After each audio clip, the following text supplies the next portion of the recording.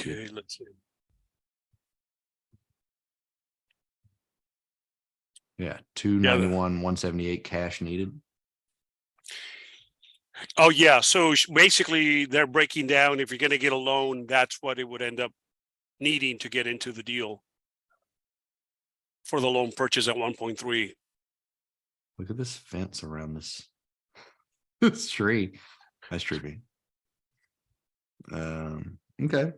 We can take a look. Are there, yep, I was gonna say, are there any financials? So we got purchase price. So they put like down payment and stuff in here. So they just assuming this is Yeah, they're basically just saying, hey, if you're going to get a loan, this is what it would look like, right? They're just giving you guesstimations or estimates on their side if you get a loan. And the reason they do that is because they're kind of giving you ideas so that you can use one of their networks of lenders, which I don't have to use. They're just giving you what that lender would probably offer. very interesting. All right, we can take a deep dive. Yeah. I'm just gonna start here.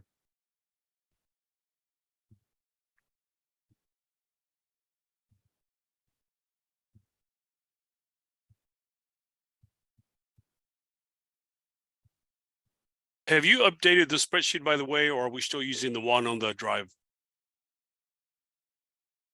This is still the same one on the drive. Okay. For all my blind people out there.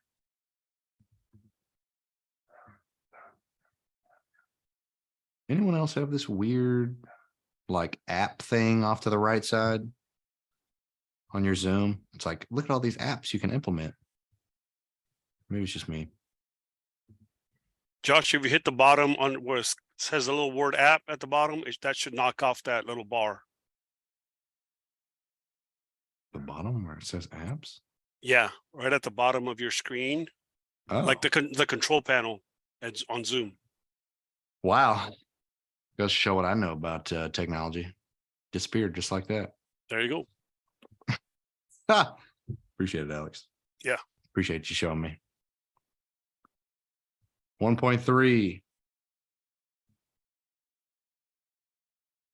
16 units. I think I didn't have CapEx in here. These are all studios and one baths, or no, studio with one bath. Only 341 square feet. Wow, that's small. 1953's build. They mentioned CapEx would be about 2,500 a unit for at least for the remodel part.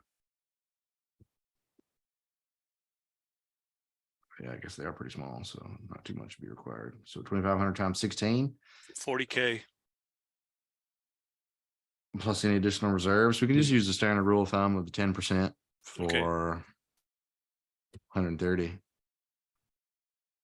Their assumption was we'd be at a 69.3% loan to value. So I'm going to call it 30%, which is roughly close to 70. And then we're going to come down here. We're saying gross rents are 104,832. No vacancy. I'm going to still like to plan for some kind of vacancy. Plus other income, 18,984. Property taxes. These are some cheap property taxes. I guess it is a pretty small property. But I always thought Texas had higher property taxes. They are. I think this is because of the location of being in El Paso. Their freaking insurance is $75 a door. There's no way. No freaking way. That's so cheap. I'm gonna guess that's going up to like 400 a door. Maybe 3. I'll give it 300. They're just so far off. It scared me. A little bit closer to the tax price. Yeah, it's a mom and pop, right? They run everything off paper and pencil. So those definitely could be off. 14,784 on utilities. I'll just put that here. Probably including everything under utilities, because then it immediately goes to cash flow. That's literally the only operating expenses they give us, those four things. All right.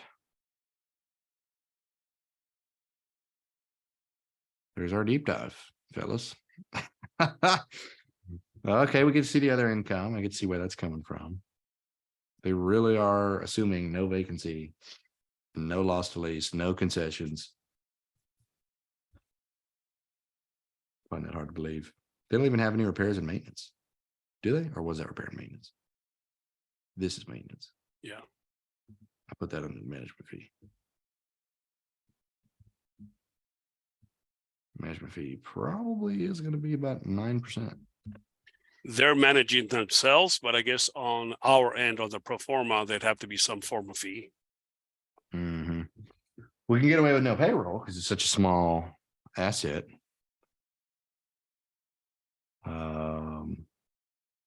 Surprised they go every 2 years and then they're 10 and then 20 and then 30. Like this, such a wide jump.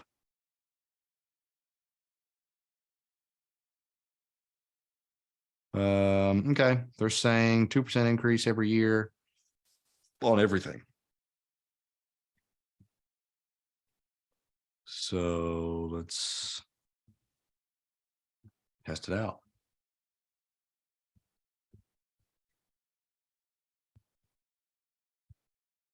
At least 5%. That's probably even pushing it. Y'all know I like to be 8%, roughly around 10% total on average.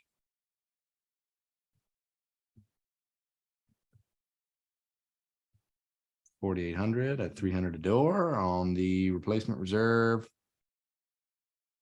I got no contract services. Like I'm thinking a lot of this is included in this for trash removal, contract services. So we can dig into that. If this ends up being a deal you wanted to pursue, I would dig into that later. There gotta be some kind of legal. Even if it's just $500. You're gonna have some kind of evictions. Probably more than that. I'm sure everyone's not super awesome tenant that you want to keep forever. Payroll, no payroll. There probably is going to be some form of marketing, or if you're doing like Zillow ads or something. And then general admin, I'd probably include some more cash here too, just because you'll probably have your investor portal and there's not going to be an office. You're not going to have to worry about that. But like gas, travel, anything of that nature, you'd be paying for here. So maybe 3,000, not 30, which puts us close to 50% operating expense ratio, which honestly, I'm thinking a deal like this is probably going to push the boundaries of the 50% operating expense ratio because it's a 50s build. So the fact that it's so old is slightly concerning. Now, this is close to 10% on repair and maintenance, so that fairly good rule of thumb. It may be more expensive, but the goal would be to spend some of this CapEx money to get the property where it needs to be, so you don't need significant CapEx. And this is a big yes on insurance, because I do think it's going to be worse than that. Do we know if they would be at all interested in owner financing? Because this doesn't meet the $1 million small balance Freddie loan, so we'll have to go with a local bank or get a little creative on lending.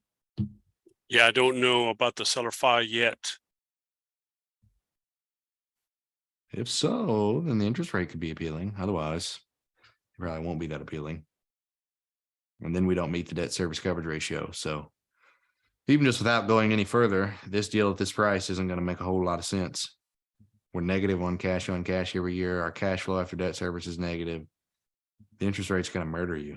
If you can do owner financing, you can get a little closer. Debt service doesn't really even matter that much because they're not going to be underwriting you for debt service.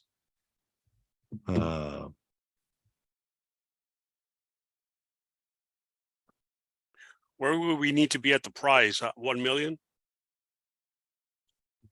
or like traditional financing, maybe.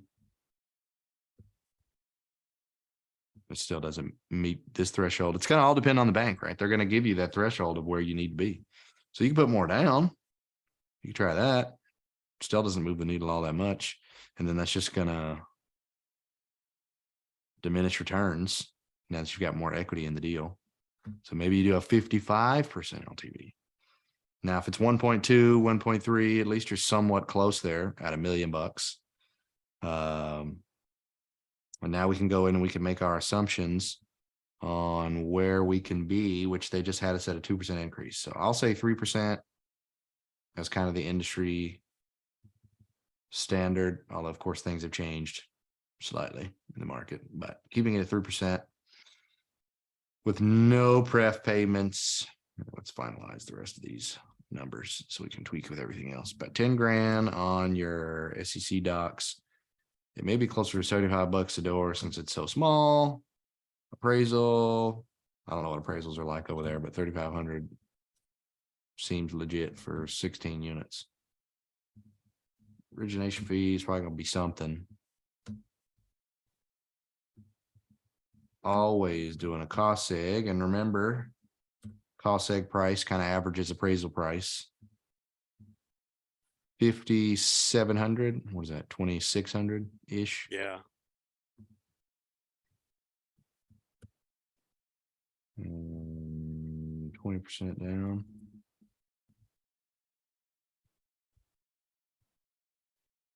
What's 20% of 4,800? 960. Yep. So if I want to turn this into a longer term deal, it doesn't look like I'll be able to, because these aren't even at the numbers that I would want them to be at. But remember, we're gonna play with a little bit of creativity here in a second and see if we can't tweak anything. So let's add that. Let's add some interest only years, 2 years of that. Let's finalize this. So we're going in at a 5.8 cap. I'm assuming cap rates in El Paso, Texas for C-class assets. I don't know. What do you think, Alex? Does 8 seem legit or is it tighter? It's tighter than that. What did she put on the PDF? She had the cap rate there, right at the front. 7. 7, yeah. That's what she's assuming the buy-in cap is. So maybe that's market. We'll assume it's market. 70-30, we're trying to pay a pref. Probably not going to be able to get any fees or very minimal fees. Acquisition, asset management, no cap track fee, EMD standard 1%. And as you guys can see, doesn't make a whole lot of sense. So maybe we do something like we were talking last time about the 50-50 split for equity. Now, when the deals get larger, typically you have a lot more wiggle room to play with numbers and financials and equity splits and things like that. Really moves the needle a lot. This deal being so small, I don't know how much we're really going to be able to move the needle. Like our total capital actually needed to close is only 650,000. So if we're split that down the middle, what's that? 325 piece. So let's say we've got 325 of one side of member capital doing just pref equity, and we've got the other half doing staying in the deal long term. Now, this is if we were attempting to do the 3-year refi, which as we see, we can only return 8%. There's not much creativity we can do on making the deal actually perform better. I mean, outside of just buying the asset and tweaking the knobs and tweaking the levers that we can. There's not much we're going to be able to do to really move this particular lever. I mean, we can try to give them more equity, but it doesn't matter because it's still not a high producing property. We're probably not going to be able to, if we were to even attempt to do this deal, we're probably not going to be able to pay a pref because we were so deficient every year. Now, if we have no pref to pay and we have no asset management fee to collect, then there is some level of cash flow every year that we're able to collect, but it's so minimal. It just, to me, doesn't make a lot of sense because you're not going to be able to do a refi. Even with this split, even if we inverted the splits or if we added a waterfall structure, there's not enough cash to pay. If we did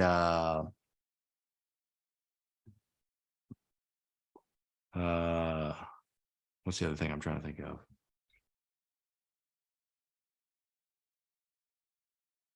I don't think we can get too creative with this particular asset.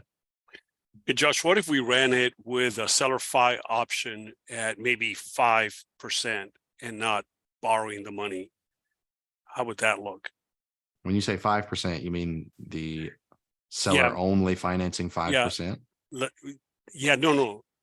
What if we got the seller to back up the deal, right? Turn him into the bank at a 5% and maybe with 10% down. 5% interest. That's what you're saying. Yeah, I'm sorry, 5% interest. Yes.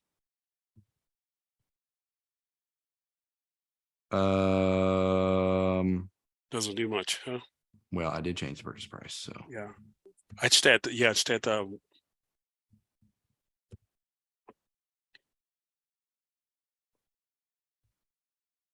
5%. I'm still trying to do interest only. Yes.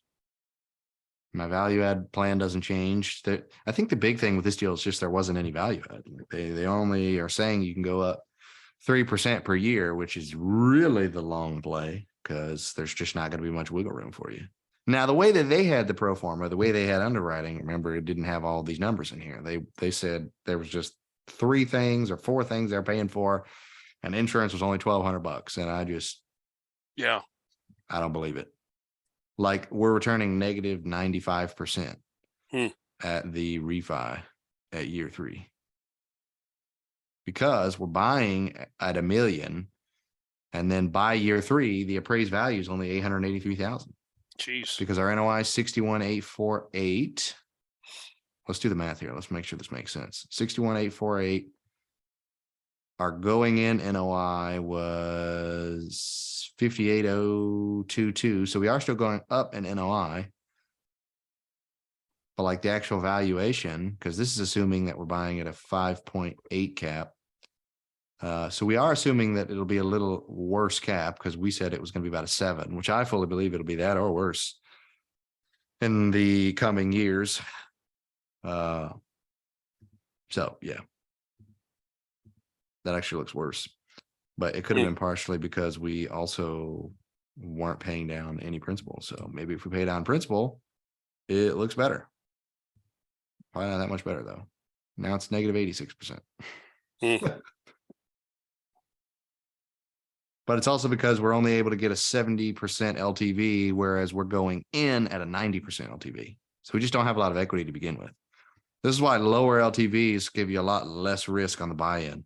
So for an asset like this, 90% LTV sounds great, but in the grand scheme of actually trying to secure and keep your investors' capital safe, I would be of the preference of making sure I'm going in at a lower LTV and providing that extra layer, that additional security. So as far as this deal goes, we can scrap it. And I'll pull up another deal. Hey Josh, before you do that, I have a quick question regarding that. So I saw the appraised value. Is that at acquisition, at purchase, the appraised as is value? Where did it say that? Appraised value? Yes. You're talking about just as it, wait. So there was an appraised value that was on the underwriting, but I wasn't sure if that's, pro forma appraised value or as is. I don't know. I'm looking at it now. Josh, did you clear it out? Were you able to save it? No, I just cleared it. Okay. Darn. We can always come back. That's all right. I wanted to show them I want to give them a response of why it wouldn't work for us. Oh, Yeah, I should have saved it. I save it literally every time except this one time. Crazy. All right. Average sale price. I don't see appraised value anywhere, Kevin. Maybe you saw as is at the very top because it said as is, but it just gave us an address and said as is. It didn't have a valuation. Now Yeah, there's an ARV in here, the after repair value. That's their assumption of what it'll be worth after you make it nice and get it leased up. Yeah, there was a value of $800 and something thousand or something. So I was just wondering what that was. Are you talking about on our underwriting? Yes. On the Oh, sheet in our underwriting. I was Yeah. talking about their underwriting, like they gave us appraised value somewhere. So that basically is our assumption based on the cap rate and based on the NOI. The direct valuation of an asset, any multifamily asset that you're ever going to find out there is going to be a math calculation of NOI divided by cap rate. That's why cap rates are so important when you're looking at your market and you're determining, you know, what is it actually going to look like in the near future? Because you're not going to have the crystal ball answer of that the answer to that question. So you're getting about as close as you possibly think that you can get.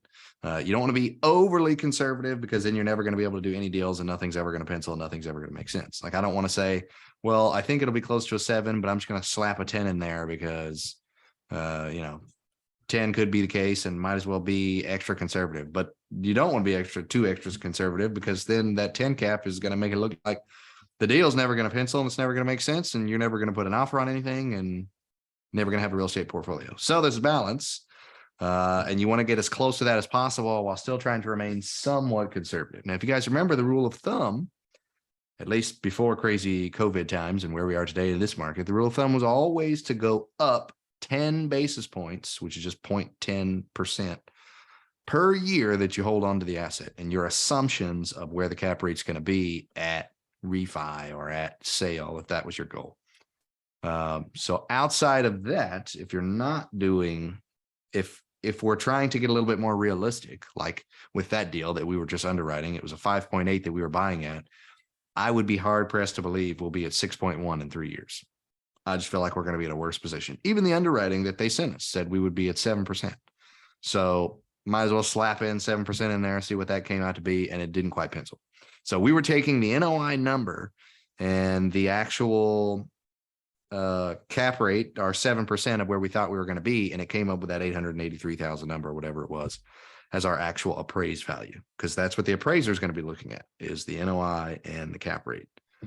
An interesting little data point. This is for my market specifically, but just interesting data point as this is kind of taking place over a lot of markets across the US. In March, April of last year, we were at a 6% cap rate across the Class B, Class C asset classes in multifamily in Mobile.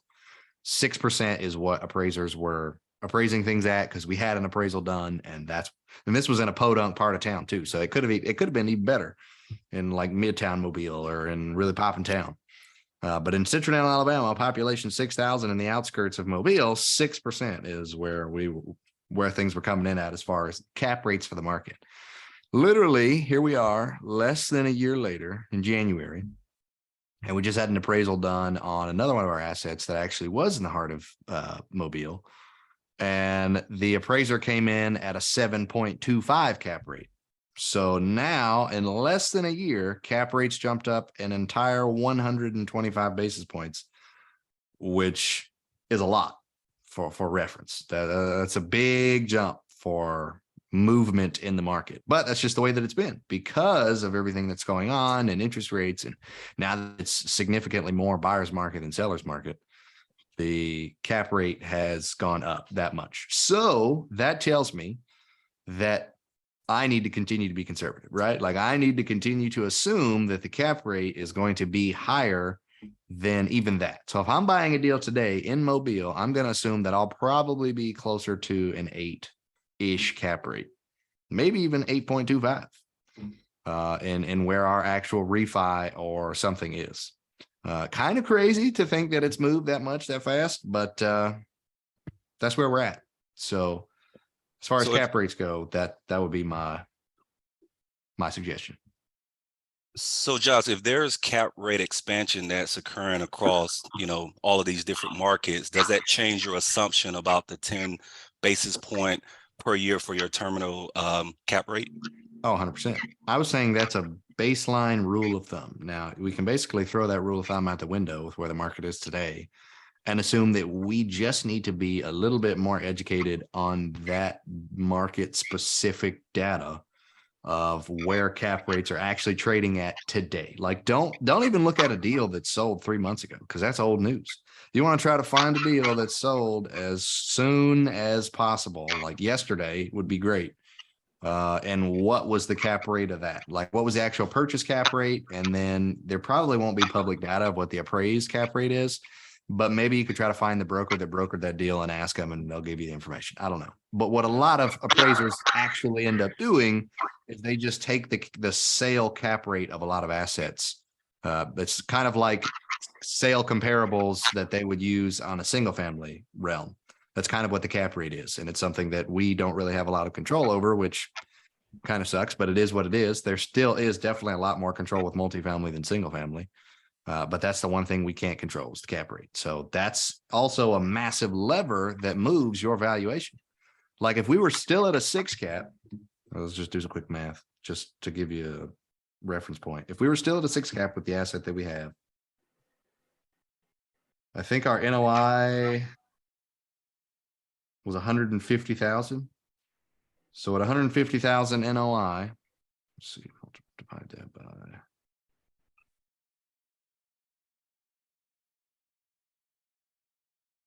We must be even higher than that.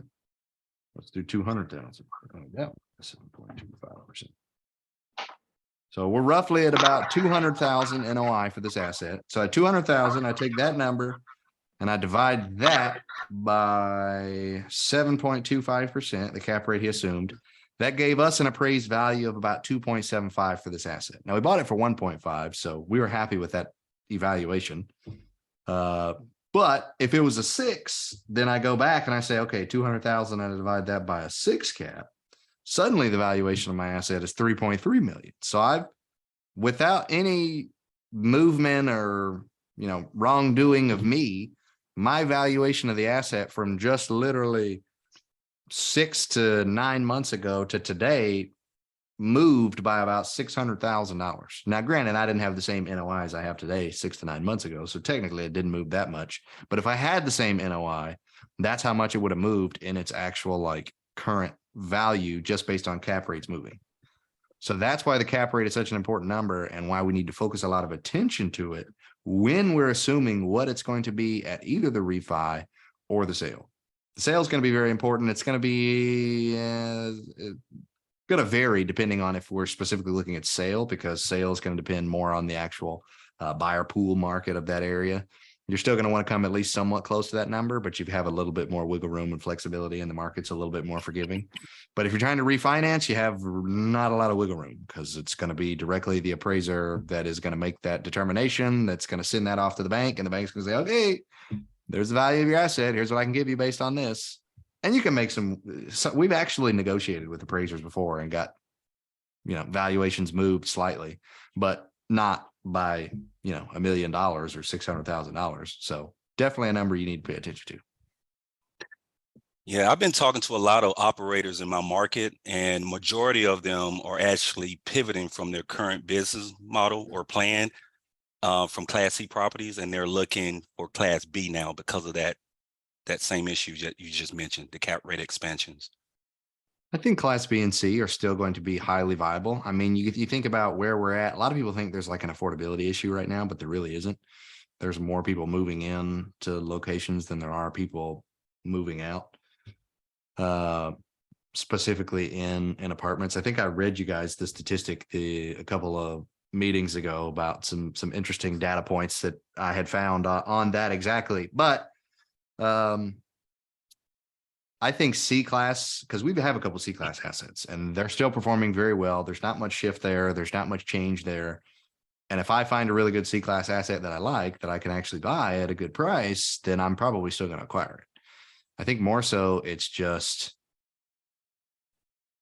it's just paying attention to the market. And I think there is a certain level of pivot that people have to make. You said they're pivoting from C class to B class. Now that's up to them. I think you can still focus on the same niche, the same asset class, and just revert efforts on your structure, which is what we were going to talk about today. Like you can just, because that's what we did, right? So the last property we bought, the A-class asset, 118 units in Biloxi, Mississippi. I mean, first of all, it was A-class. It's the first A-class asset we've ever bought. And we went in at 65% LTV instead of the regular 70 to 75% we've been at prior, because we wanted to make sure we were reducing risk. And on top of that, we added 2 share classes instead of 1, so that we were still able to implement on the perpetuity model, just slightly different. So if you guys remember, we had 1 share class we called cash flow, and we had 1 share class we called legacy. So the cash flow share was coming in at the same 70-30 split as the other share class was coming in at. There wasn't any higher buy-in that they had to get at. It was still the same $75,000 minimum, but they came in at a 10% preferred return. And after 3 years, when they get their equity back after the refi, they're out of the deal. No longer in the deal. They're just basically a pref equity investor. So the thing we like about pref equity as opposed to debt, at least our investors, is because they still get that equity piece. So if they're just coming in at debt, they're not getting all the tax benefits. With the pref equity, they still get all the tax benefits. In the 3 years they hold on to the asset plus their 10%, and then they get all their cash back that they can do whatever they want with it, but then they're out of the deal. Now, the plus side for the other investors, the legacy investors that came into the deal, is that their equity basically doubles overnight after the other investors exit the deal, because there's now 50% equity left, because we did a 50-50 split on the share classes, 2.5 million here and 2.5 million there, or is a little more, 2.75 million here and 2.75 million here. So that 2.75 million pref equity investors are going to get paid off. And then the other investors, they're immediately going to double their equity overnight, which can be good for them on paper. Their K1s are going to say they now own double the equity. They're going to get double the depreciation benefits. It's going to be great. And they're going to get to benefit in the long-term perpetuity hold model. The only difference for them, the legacy investors, is they came in at a 6 pref instead of a 10 pref. So really, for me, I'm still only paying out an 8 pref. I'm still not having to pay out 10%, because it's just 10% half, 6% half. Divide those two together, I'm still really only paying out 8%. So it was good for us there that we met all the thresholds and the requirements for that deal actually succeeding and being able to achieve that. This is my phone. She stole my phone. Then outside of that, we have I lost my train of thought. What was it? What were we talking about? We were talking about pref equity investors. They get bought out. Then the other investors, 6%. And then at year 3, just same refi, they get 100% of their cash back, just like the other investors.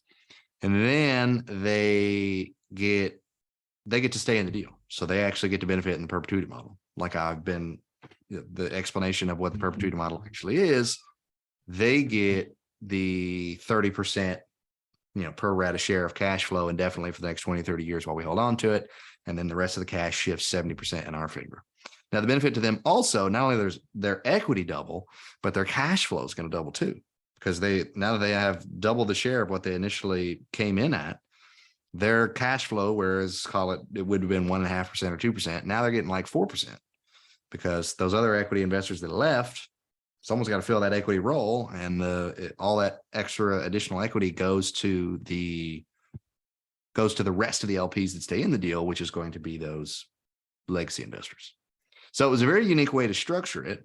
And that was a big, long, drawn out way of saying, Kevin, that if you can just restructure the way that you actually tackle deals, because it's the same type of deal we're tackling. Like, we've done a deal like this before. Chase Park was very similar to it in the LIHTC, with it being a big loss to lease play. And we did the perpetuity model deal with that, but we were able to do 10% across the board, and everyone was able to benefit, and everyone gets perpetuity long-term. But we just weren't able to do the same thing for this deal, because we had to lower the LTV. We had to come in a little more conservatively. We had to raise a little bit more equity. So we weren't able to provide the same returns, but we were by structuring it differently, if that makes sense. No, that's awesome. I know a year ago, Class C was trading for the same amount Class B properties were. Yes, for sure. Everything was a 4 cap. Everything. It didn't matter what you bought. Now I think we're going to see B, or we already are seeing B and C class assets specifically trending back to where they were pre-COVID. So what we were seeing pre-COVID was about a 4-ish% cap, depending on the market, on class A, about a 6% on class B, and about an 8% on class C. So class C is definitely trending back towards 8, and class B is slowly trending back towards 6. Class A hasn't moved all too much, at least not the class A property that we have in the market that we're in. But that's kind of what I'm seeing and hearing from a lot of other operators across the nation. Yeah, I see the same thing.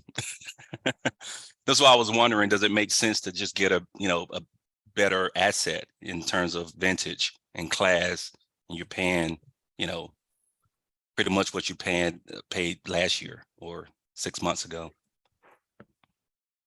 Yeah. I'm going to share my screen again.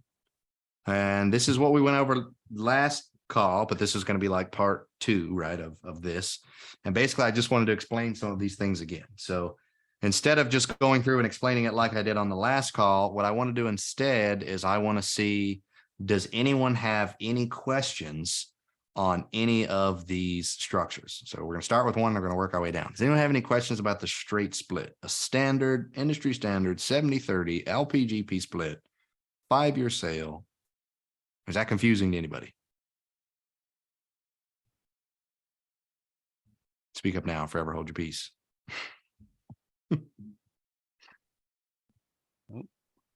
Good, sweet.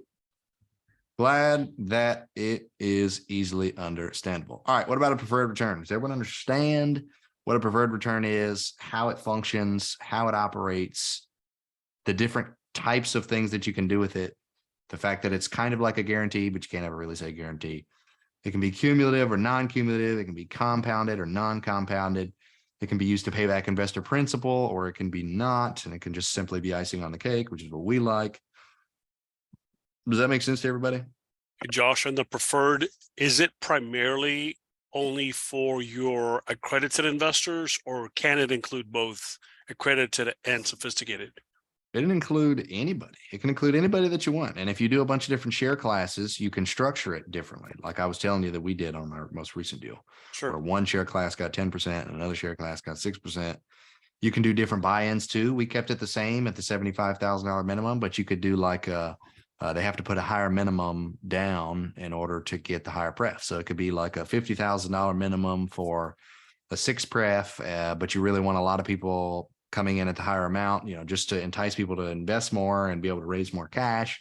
So you say, hey, if you give me a minimum of 100,000, I'll give you a 10 pref, or I'll give you an 8 pref. And then if you give me a minimum of 150,000, I'll give you a 10 pref. You just go up by 2s, and then you take the three together, 6, 8, and 10, and divide that by 3, and you're going to still end up only actually paying out 8% if you divide the three ways, or close to 8%.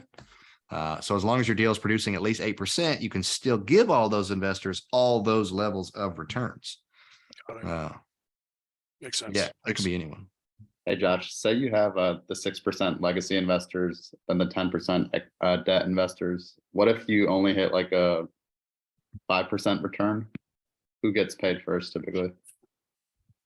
If we only hit a 5% return, but I said that we were going to pay out 6 and 10, then it'll all be structured and explained in the PPM. So you'll have that understood and in the business plan before actually like getting into the scenario where it happens and you're like, oh crap, who do we pay first? Like it'll all be laid out, and the investors hopefully will understand and know how that's going to be panned out. So the way that we do it is pref equity is basically like second position to the bank. So it's a lot more safe and secure investment. That's why you don't get to stay in the deal long term, because you're getting a higher pref for your more secured investment option of just give me the cash, get your 10%, get your money back, and then you're out of the deal. You're done with it. Whereas the guys that are willing to take the longer term risk are able to reap the benefits and rewards of more equity on the back end and long-term cash flow. They just have to be willing to basically be third position on the pref, only get 6% instead of 10%, but then they get to benefit long-term.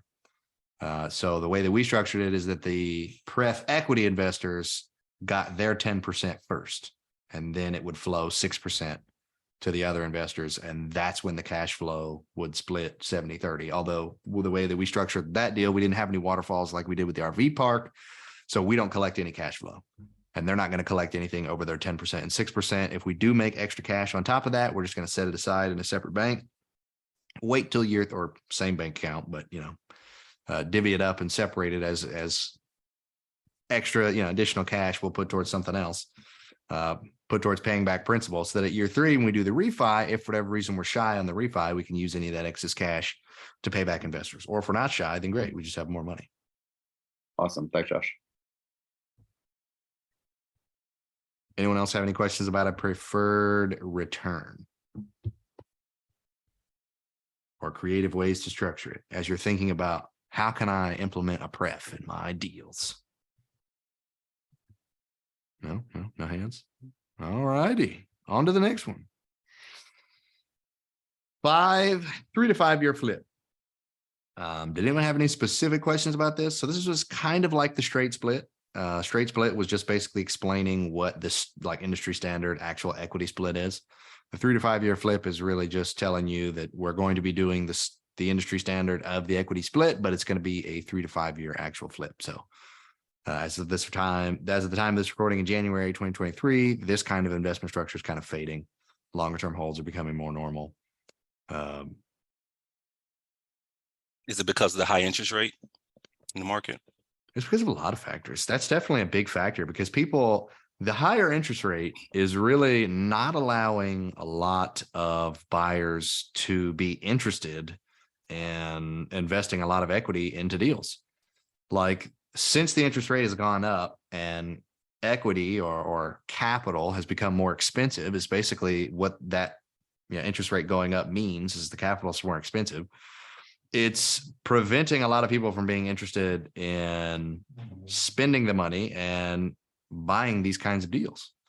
Because since not only the interest rate is more expensive, but there's also a lot of just like inflationary expenses that have risen in the last 6 to 12 months. Deals in general just cost a lot more money. So they cost more money, but they're not able to produce higher returns in accordance with the more money that they cost. So you're going to spend more money for the deal and you're going to make less than a deal you could have bought earlier for less and made more, if that makes sense. So people aren't wanting to spend a whole ton of extra money on a deal that isn't going to make a lot of sense. So that's why cap rates are starting to rise. It's starting to bring prices down so that it actually lines up with where the market is today, or with honestly where it should have been, even though the market just went insane. So yeah, that's definitely a factor. And it's also just the buyer pool.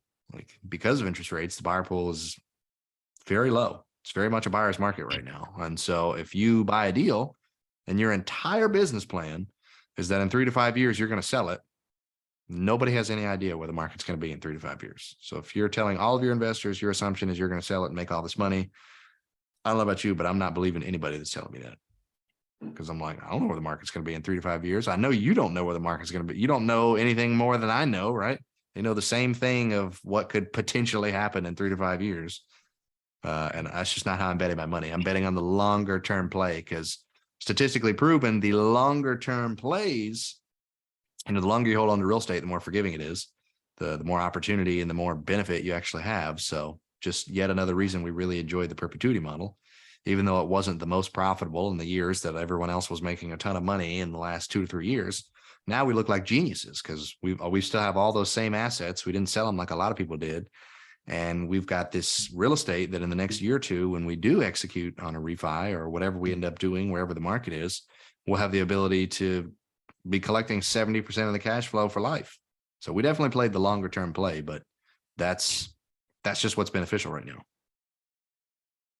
And also, is it true because, based on this 3 to 5 year flip model here, a lot of the sponsors were actually incentivized to exit early because of the appreciation, the forced appreciation in the asset?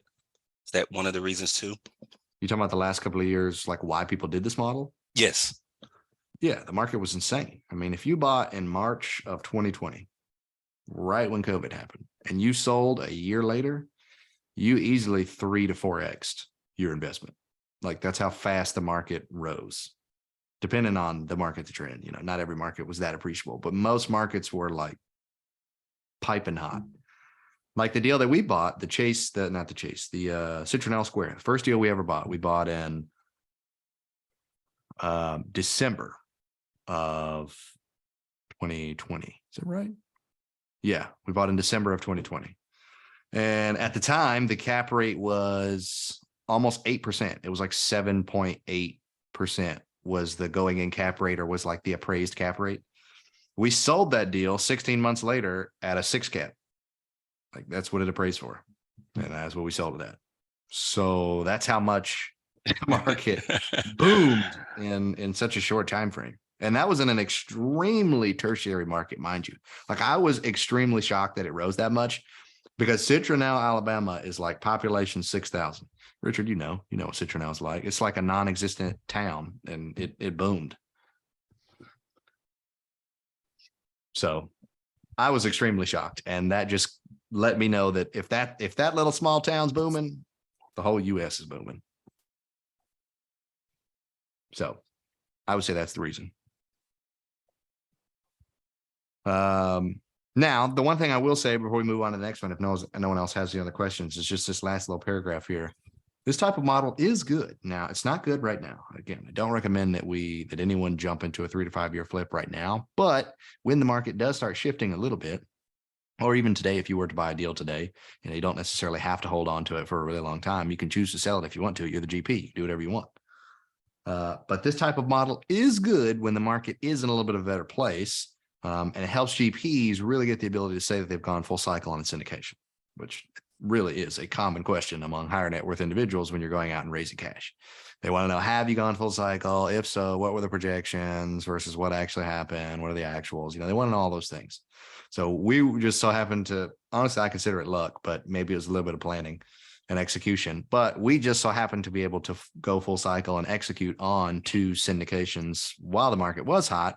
And so we were able to exceed projections on both of those deals. And, we look like geniuses, right? And we've been able to use that to our benefit to continue to raise cash and continue to scale. So would I rather be still holding on to those assets? Maybe. It depends. Probably not Citronelle, because that market went back down as was expected. But maybe the other deal, possibly. But anyway, this is definitely something like selling a deal isn't the worst thing in the world. I know I preach all the time about the perpetuity model, and long-term holds are great, and they are. Trust me, they're fantastic. But if you have the opportunity to sell 1 or 2 deals in the near term and make a pretty decent money, and especially exceed projections and what you were initially telling your investors you were going to do, then it may be a smart decision to go ahead and pull the trigger. Because I guarantee you, everyone that was selling deals in the past couple of years wasn't telling their investors, hey, we're going to sell in 12 months. They probably came into it saying, hey, this is going to be a 5-year deal, and maybe there'll be some kind of liquidity event in year 3, and maybe we'll sell close to the year 5. That was probably everyone's going in assumption, because that's just the standard. But then 12 months goes by and they're like, oh, shoot, we're able to double our investors' money in 12 months. Let's sell right now. And so they sold. All right. Next topic, perpetuity model. I've gone over this in depth hundreds of times, but does anyone have any questions about the perpetuity model? So Josh, I have a question about the perpetuity model that I've been waiting to ask you for a while now. Just a little bit of confusion on my end, but I want to clear it up right now. All right. So the inversion of cash flow, right? And so Right. after that year 3 refinance, that liquidity event, you return 100% of the investor's capital back, right? And then there's an inversion of cash flow where the GPs get 70% and the LPs are 30% in terms of cash flow, correct? Right. Right. Now, my question is, you said there's an inversion of cash flow. So that would indicate that at some point, the LPs were receiving 70% of the cash flow. When does that happen in this whole model? So the assumption is just the equity split. So they're buying in at the 70-30 split, right? That is the equity share, which means that's going to be the cash flow share. Everything's going to trickle down to 70-30 because that was the initial structure. Now, the way that we structure it on top of that structure is with the preferred return. So the preferred return always is going to come first. And then we include in the PPM that we're not going to pay out any additional cash flows on top of their 10% or whatever their preferred return is. because we don't want to dilute or do any principal payback or do anything like that. We just want to use all that excess cash to pay their principal back, but not until we refi. I don't want to diminish their basis in the 3 years that they're collecting their pref, which basically what I'm saying by that is if 1 year goes by, let's say I'm paying a 10 pref and the first year I make 12%, I pay them back their 10%. I don't want to take that other 2% and give it to them because it's going to be according to the PPM, it's going to be utilized as a payback of their principal. So if they invest $100,000 and get 10% and I give them 12%, 10% plus 2% in the first year, the second year, when I go to pay them their 10% pref, they're only going to get $9,800 instead of $10,000 because they only have $98,000 left in the deal. And that's just confusing. That's confusing for a lot of people. They don't understand why they suddenly get less. Don't understand. They think they made 12% last year. Everything's great. Yeah. Woo. We exceeded projections. Everybody's happy. A lot of people don't understand how preferred returns actually function and work. So when you tell them suddenly they have a lower basis, they're like, no, I don't. I gave you 100 grand. And it's just, we avoid the confusion. We avoid it all. And we say any extra cash that we have on top of your pref, we're just going to keep. I'm not going to keep and put it in my bank account, but we're going to keep in the business account so that at time of refi, I'm just going to pay you back 100%. One simple fail swoop, you get 100% of your money back. It's 100,000. Simple math for everybody. And then, whereas at that point, it would be 70% cash flow to the LPs and 30% to the GPs. It's not going to be that way because that's kind of our waterfall. Basically, that's when we invert it. Basically in the PPM, it's structured as kind of like a waterfall where once 100% of capital is returned, then GPs receive 70% and LPs receive 30%. So if you wasn't paying out the investors that pref, the preferred return, then you would split the cash flow 70-30 at that point before the refinance. Is that right? I'm always going to pay out the pref if I have it. Now, if I structure it like a waterfall, a good example of your question would be the RV park that we're doing now. So we did the waterfall structure on top of the pref. So all investors are going to get a 7% pref, just like how preferred return works. They're going to get their 7%. After the 7%, from 7.01% up to 10%, they are going to get their 60-40 split. LPs are going to get their 60% and we are going to get our 40% in that 3% ratio. If we're able to return, 10% in that year. And then if we're able to return 10.01% up to 12%, then it's going to be a 50-50 split. We're going to get 50%. They're going to get 50%. If we're able to return 12.01% and greater, then it's going to be 60% to the GPs and 40% to the LPs. And that's kind of how the cash flows are going to flow with the waterfall on top of the pref. At which point, once we return all their capital at year 3, then it's going to be permanently forever 60% to the GPs and 40% to the LPs. Because then I'm always returning more than 12% because it's an infinite return. They got 100% of their money back. Does that make sense? Yeah, it doesn't make sense, but I guess from a return standpoint, the only thing that the LP is going to receive is their preferred return in 3 years before the refinance. Is that right? Not in this example. No. Okay. They're receiving. Oh yeah, no. I'm talking about on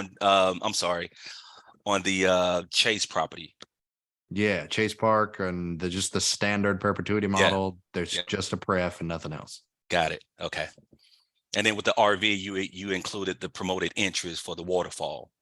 Yes, for both parties, as long as it's basically our incentive to do very well since it'll be a new development and we know there will be a lot of work and effort going into getting this to where it needs to be.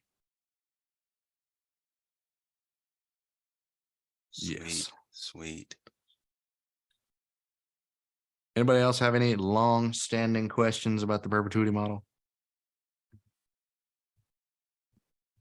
I can't tell if I can see confused faces or, most people's faces I can't even see. So maybe the black screen is confusing.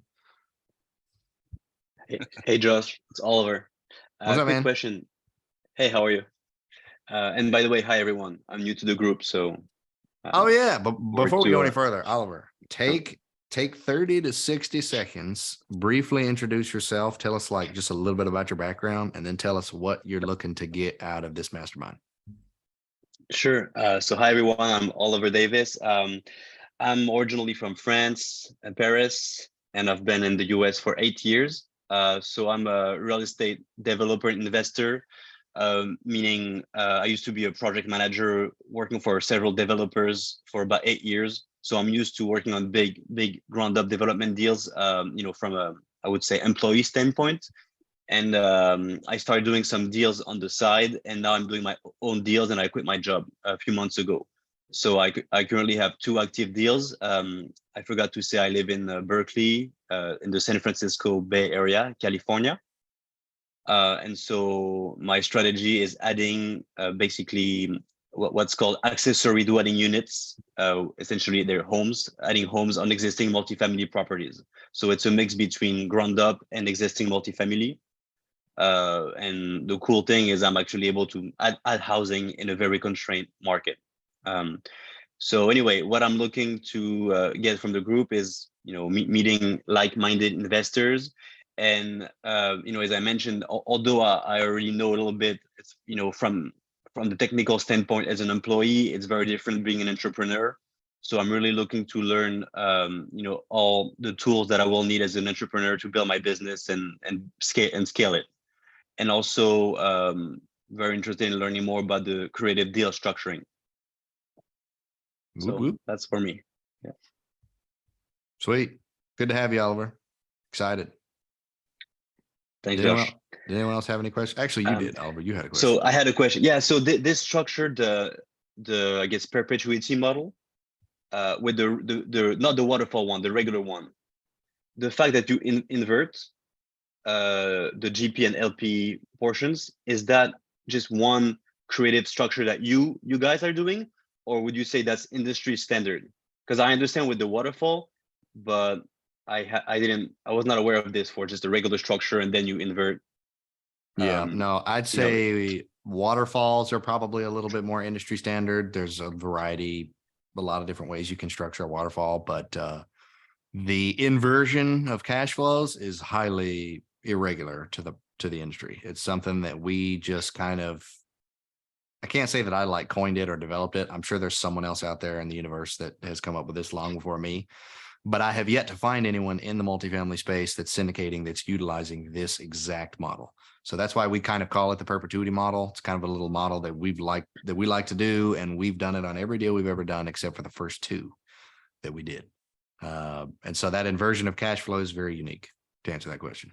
But and it doesn't shock investors to say, "Oh, wait a second, I'm getting 30% instead of 70 after a few years." No, That's not a problem. It doesn't, surprisingly. Yeah, we did a poll survey on the investors that we had at the time. This was back in March of 21.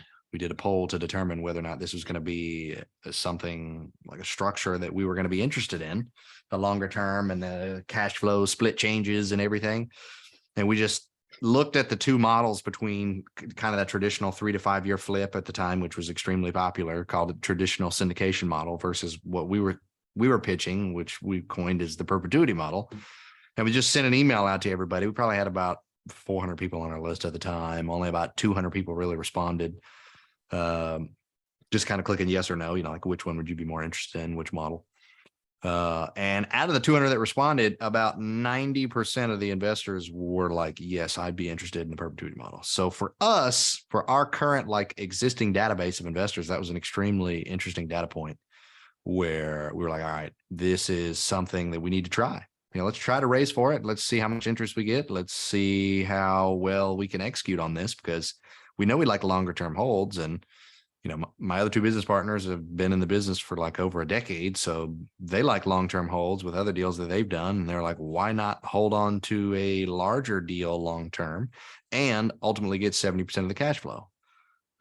So we've enjoyed that model ever since. And a lot of our investors have enjoyed the model. I think it's really been one of the pivotal reasons we've been able to scale as much as we have, because not a lot of investors are holding on to assets as long as we are, and none of them have the same structure that we do. Because most of the time what happens is in a syndication when investors get 100% of their cash back, if the GPs are thinking about holding on to the asset for longer than that time frame, they usually just buy out the LPs.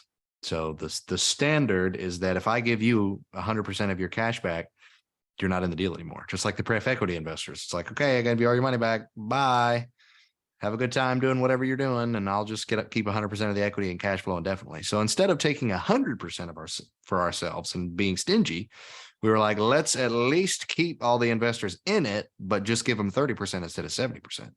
And we also structured it in such a way that we don't really get paid much of anything as far as cash flow goes. We still get the acquisition fee and the asset management fee, but we don't get a lot, like any cash flow for the first 2 to 3 years until we give them back 100% of their money. Now, that's been a struggle. We tried to align our interest with our investors as much as we possibly could, but it's a struggle because you're trying to make money and you're trying to live and you're trying to make this your full-time job. But it's like, I just kicked the can down the road and I got to wait 2 to 3 years before I can start making some good money. But I like to call it the atomic bomb of cash flow, because once that refi happens, it's going to be multiple 6 figures per year passively per GP, right? Like it's going to be a lot of cash flow passively, like fully passively, really fast. So once that happens, we'll be in an extremely great spot, but we're actually in the process now of refinancing our first deal. Hopefully it happens by the end of this month. So I'm really excited to see what that actually pans out to be. But outside of that, that's why we structured our RV park with the waterfall, because we were like, hey, look, this is going to be a lot of time, a lot of effort. It's brand new development, and we can't just not get paid anything. Like we have to structure this to where we get paid something. So we included the waterfall as just an additional piece of the pie to the already existing perpetuity model. Makes sense. Thanks, Josh. Excellent. All right. Now, additional share classifications. So there is about at least 100 different ways that you can do this. But to just do a quick, brief review of what we talked about last time, the standard share classification is simply a Class A share that every investor buys a piece of when investing in your deal, typically valued at about $1,000 per share. When you incorporate other share classes like Class B or C, the complexity rises, right? This could be to a huge benefit for you and your investors, or this could be to a huge downfall if it's too complex and confusing, because a confused investor is always going to say no. When you add in Class A and Class B, for example, it may look something like this. Class A is a 50K minimum with a 6% preferred return and a 60-40 LPGP split, while Class B is a 100K minimum with a 10% preferred return and a 70-30 LPGP split. So you don't have to change the splits, but you can. You don't have to change the pref, but you can. And you don't have to change the minimum investment, but you can. Clearly, I'm incentivizing the higher investment amount and keeping my actual pref due to 8% averaged out between the two. This is one of hundreds of options, and there's a lot of different pros and cons between the Mirage. But we talked a lot about that last call. But while we're here, does anyone have any questions about the additional share classifications and those shifts and what that might look like? How different is that from the dual tranche model? What is the dual tranche model? Help me understand. Yeah, it's similar to the multi-class, but it's you're basically have a kind of a fixed return. So there's still 2 share classes, but it's a fixed return? Correct. And what's the entry amount? Is it different minimums? Is it the same pref? Is it? No, it's different minimums. So for instance, you could come in with an let's say a minimum investments of 100,000 for the the lower class, and then the other class would be maybe like a 500,000 minimum. But the return structure will be, of course, higher for the 500,000 investors. Right. Yeah, I've seen that before. We had a student that did a deal like that. And after he closed his deal, he just dropped out and was like, all right, appreciate it, man. Thanks for the help. I was like, Yep. okay.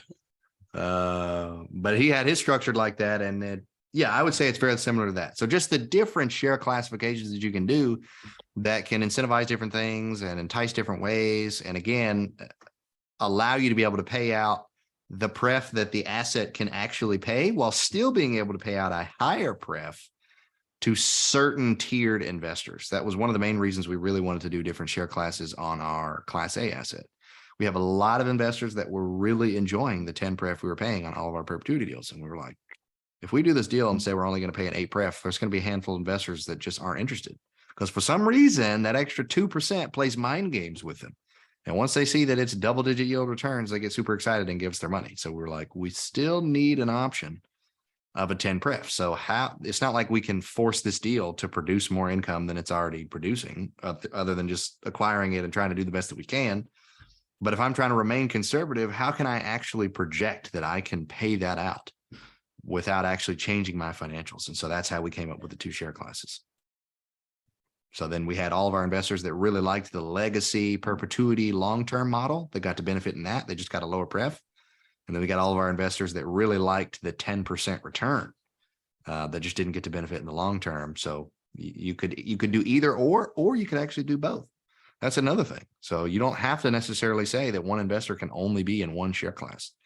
For us, when we did both, we said, hey, you can do 50,000 in one share class and 50,000 in another if you want to do it that way. And then you can benefit on both sides of the coin. You could mix match or do whatever you want.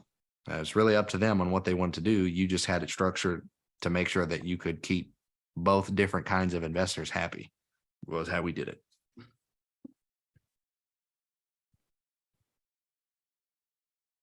Does anyone else have any other questions about share classifications? And like what that looks like, what that means, how you can implement that in your own business or your own deals? Nothing? Cool. What about waterfalls? We talked briefly about it. Waterfalls are a beautiful way to assure that you as a GP are properly incentivized to assure the success of this deal. They can take all different forms, right? 60-40, 50-50, 40-60. You get to designate the position at which the waterfall actually activates and typically allows you to get paid in the early years of a project, depending on CapEx requirements, instead of waiting for the full equity inversion, refi, or promote. Waterfalls are actually pretty standard. We were talking about that, and getting creative with them will only allow you to be more successful and stand out from the competition if used correctly. So they can execute at any time. It could be a waterfall. You can have waterfalls specifically structured for even different share classes. So you can have a class A share class that has a waterfall on the 6 pref and the 60-40, and then you can have a completely different waterfall that executes on the class B share with the 100K minimum and the 10 pref and the 70-30. You can do it however you want. It's now you can do all those things, yes, but we've talked briefly about how you don't want to make things too complex and too convoluted, because then you're going to have to explain all the complexity to every single investor that's potentially interested in joining, because they're going to want to understand all that to be able to make a decision. And if you're just confusing everybody and they have more questions than you have answers, then it's a lose-lose anyway, and trying to structure it that way.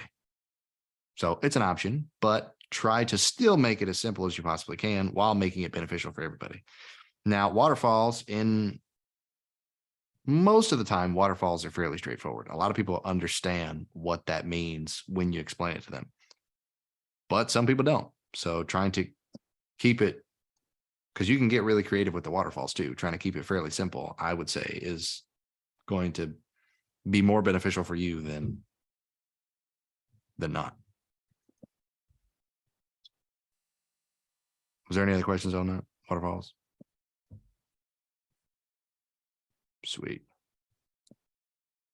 Long-term holds. This is kind of like the perpetuity model, just without the inversions. And this is what most GPs' definition is of a long-term hold. That's why we call our deal perpetuity, because it's like 20 years.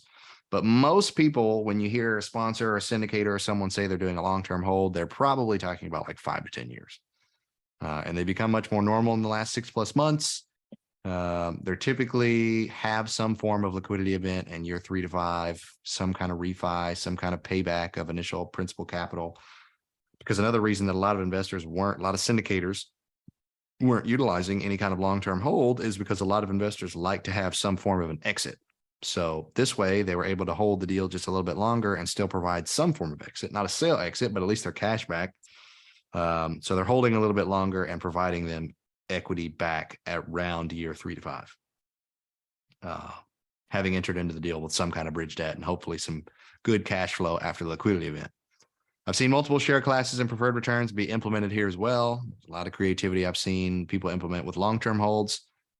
And I've said this a ton of times, but the thing I love the most about the business is that you can structure a deal however you want. It's your deal, it's your business. getting creative is what truly allows you to stand out. And if you guys know anything about branding and marketing, standing out is going to be really, really beneficial for you and your ability to raise a ton of money. To be like, hey, come check out this perpetuity model. People are like, what's the perpetuity model?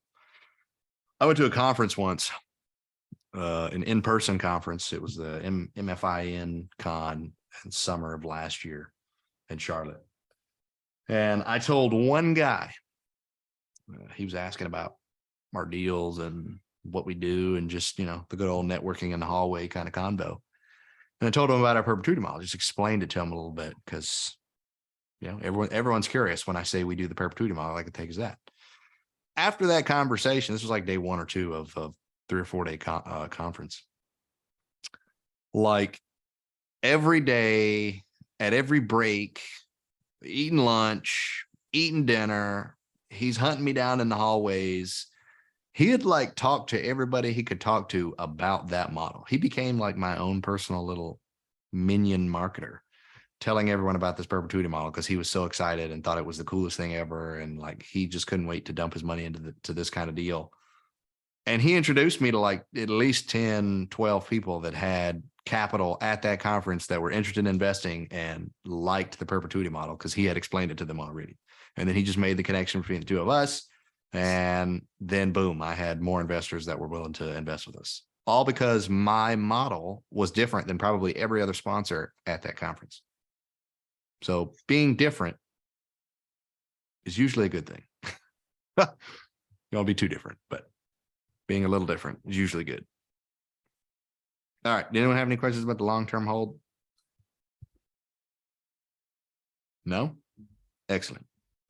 And then lastly, debt versus equity fundraising. Basically, this is the pref equity that I was talking about, or regular equity, like just a standard 70-30 split, or an actual debt position, you know, the unique structure to bring your investors in as debt investors.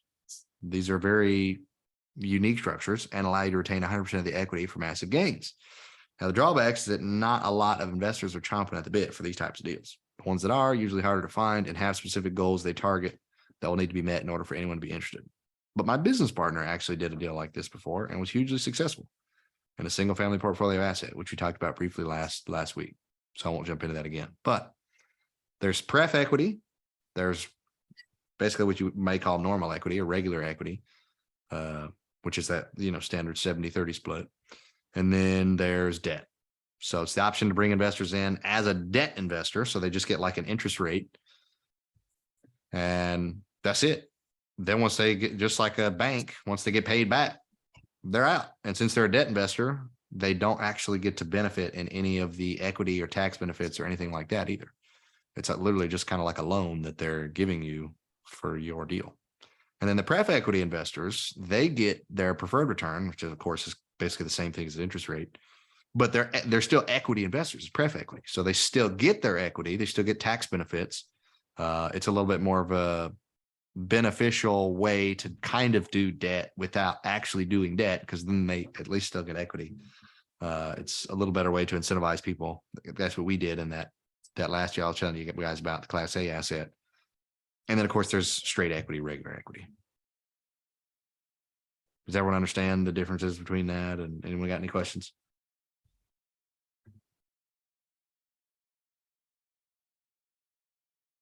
Sweet. Well, fellas, if no one else has any questions in the next 8 minutes, then I'm calling it square. Anybody?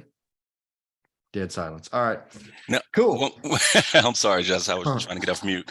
One more quick question, right? And so you made us, you talked about you're in the process of refinancing one of your properties, right? And I saw an interesting post you made today about that refinance, but I didn't understand it.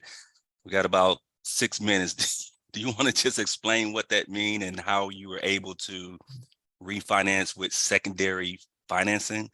Yeah. I didn't understand that at all. Yeah. So there's a lot of people, refis in general. When you think about a refinance, you think about taking the debt or the equity that you currently have in the asset and trading it in for a brand new slice of pie. So you got a old beat down Toyota Camry that you don't care that much about anymore and you want to trade it in for the newer, nicer thing. You don't want to keep the old piece of junk and get a new car, and now you got to pay for both, or hopefully the old piece of junk's paid off and you get the new one. Maybe that was a horrible analogy, but basically you keep your first position mortgage on it. So we were able to do it for this particular deal because we did longer term debt. So the debt we actually have on the asset was like 5 to 6 years, and we bought it in March of 21. So we've got to like 2026.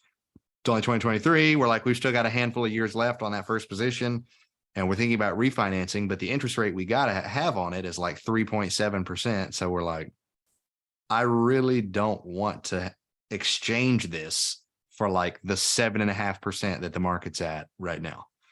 So we kept our 3.77% since it's longer term debt and it's fixed and there's no adjustments and we're all good there. All cash flow and everything is in position for that, right? Mhm. We kept that, and then we just added a second mortgage, like a second loan on top of it. So instead of going to some third party bank, because there was some comments, I'm gonna be honest, I haven't actually had the time to even get on social media since I posted that, but I saw some people comment on it and be like, well, some banks aren't okay with second position. And what about debt service coverage ratio? And I was like, man, these people, everyone's always got something. There's always the naysayers out there, right? So I have yet to comment back to them and prove them wrong, but I will.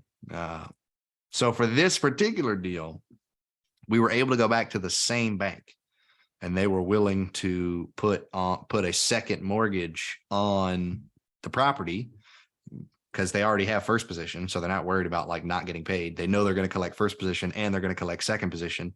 It's a win-win. It also helps that this was a local bank.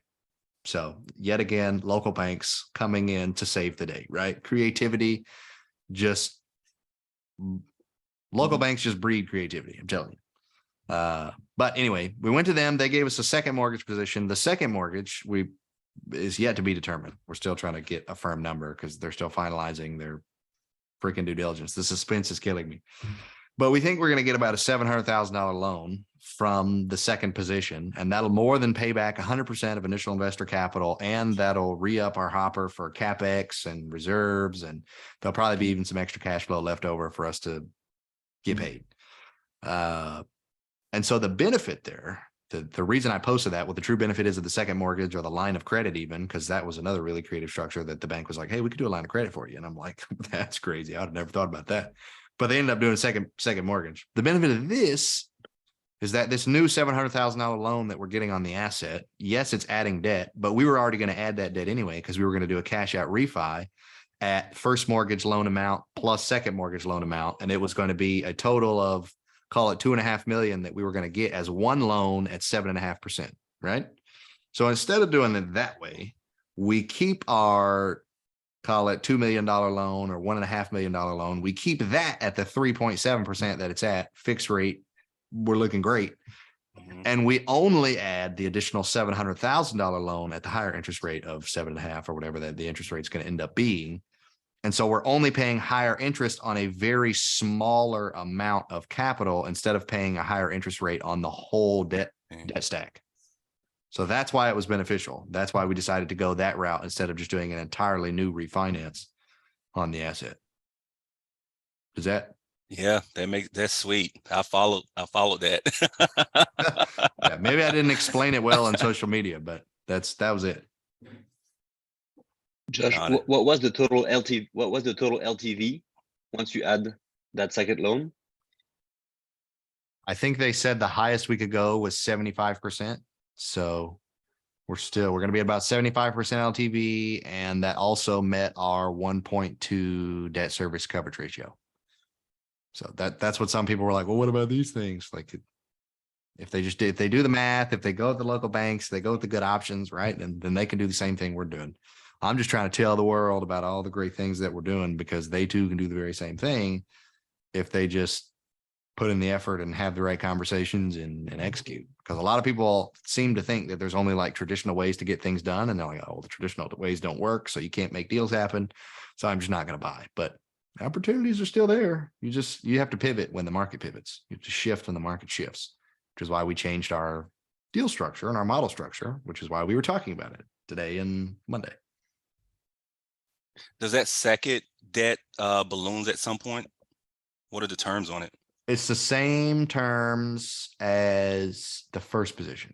So basically they'll come in and they'll say that the second mortgage will end the same time the first mortgage ends, which would be like 2026. And so by then the plan anyhow was to either sell or do a legitimate refinance, because 3-4 years from now, hopefully we're in a better interest rate lending market, right? I foresee that to be the case, but who knows? That's how it'll be structured, the second position. Sweet. Thank you for explaining that. Heck yeah. All right, fellas, it is Thursday. So Monday is the 23rd. We will 100% be convening on Monday. So if anyone has any questions between now and Monday, feel free to reach out, let me know. Otherwise, gents, I'll upload this recording to the shared drive, and I'll see you guys on Monday. Everybody have a great weekend. Yeah, you do the same. All right, later, guys. Bye.